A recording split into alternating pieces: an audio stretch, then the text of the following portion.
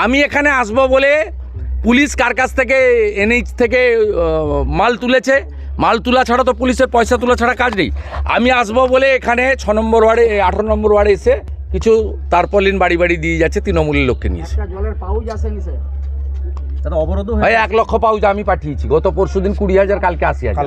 মঙ্গলদারিতেই আজকে সরকার আমি 1 লক্ষ পাউচ কিনে পাঠিয়েছি আপনাদের, পিএইচি দেয়নি। শুনে রাখুন, পরশুদিন 80,000। আমরা এগুলো প্রচার করি না, ছবি দিই না, সরকারের কাজ এগুলো।